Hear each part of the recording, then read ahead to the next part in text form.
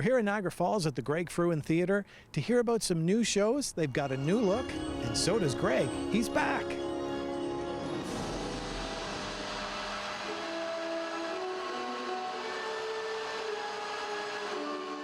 Standing here with a new look. It's Greg Frewin, and you're back here in the Falls. Yes, I am. Oh, do you like the new look? Yes. Okay, yeah. So, yeah, I'm back.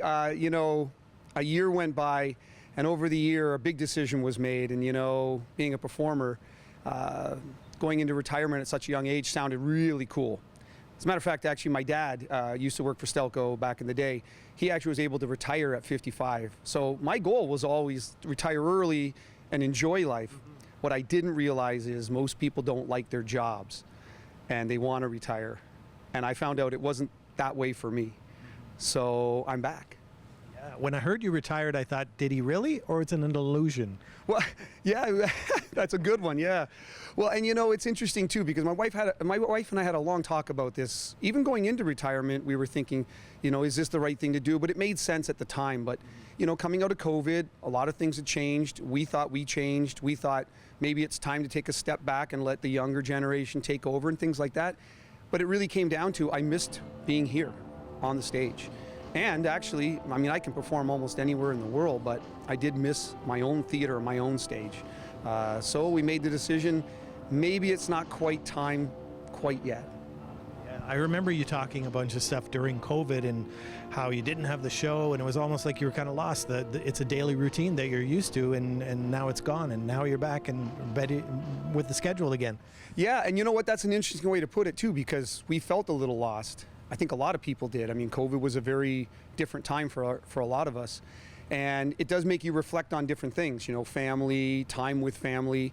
But both my wife and I, we're not the type of people to sit on the couch and do nothing all day. Both of us are very energetic. We like to be active. And, you know, this is what I love the most. I do enjoy all the other things that I will be and are doing as I approach retirement one day. But I do miss this part of it. It's really, really probably the biggest cornerstone of my life. Over the years, I've now started to mentor young magicians. I think you guys did a small story on Ding Yang from China. She was one of my students, and she went off to go into the FISM, which is the World Championships of Magic, and she took second place overall in the entire world. And she also took first place in originality, so she did amazing. And from there, I've been working with Christian, who's still in our show here, and one of our assistants here, or my main assistant, who's been working with me for over 16 years. We've been talking about having her learn magic over the last few years, and she started to dabble in it, and we decided, let's go a little more than just dabbling.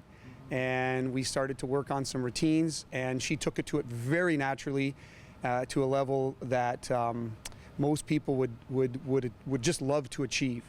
And for that we went down to Las Vegas in August, and we performed on, when I say we, she had a lovely assistant. I noticed that, yes indeed. Yeah, and we performed on Penn and Teller Fool Us, and she was the main magician in that, and her first TV full appearance.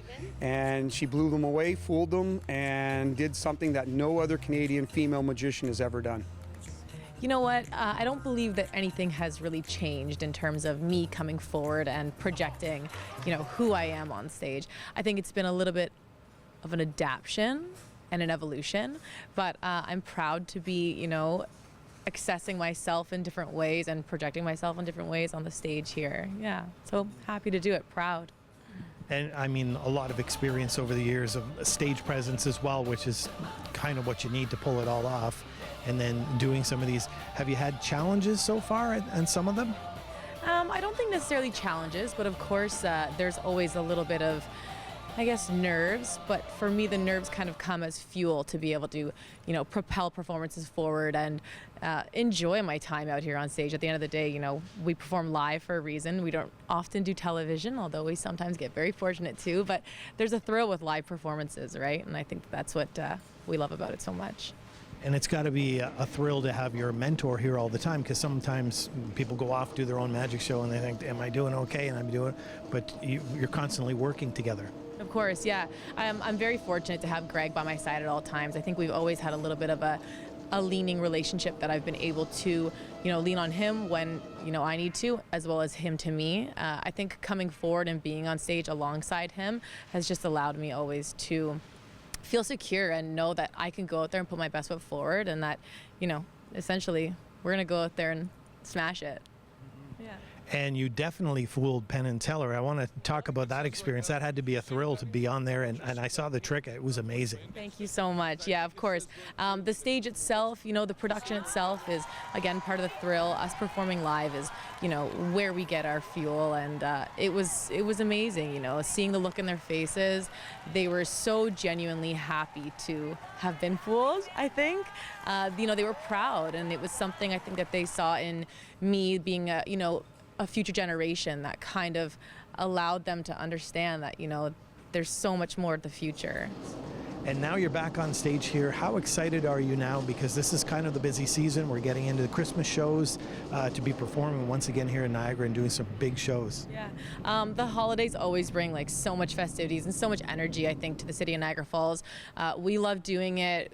Nothing like seeing the Festival of Lights go up, and of course the holiday cheer all around, all the different not-for-profit things that happen in our region, I think just lends itself to festivities and happiness. And I think around here we're excited, even though it's getting a little bit colder outside, we're excited to keep things hot here at the Greg Frewin Theatre.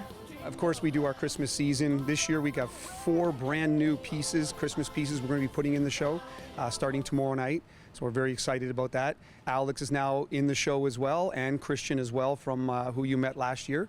So the show is very exciting, and I'm really excited about the way this show is directed and going, because I think there's a great thing about having that variety in the show. We've noticed that people really love seeing the different magicians in the show and having that different feel throughout the show. So yeah, I'm really excited right now about the future and about this Christmas and everything moving forward. Well, I've always been a fan of magic, and I've always kind of tried to figure it out. I've known you for a bit. I've sat back there. I've sat front of stage. I've even been beside you when you did a trick. I still don't know how you do it. Well, sometimes, people always say to me, they'll come out after the show or when they meet me somewhere and they'll say, oh, I was looking really close. And I say, maybe that's your problem. Don't look so close.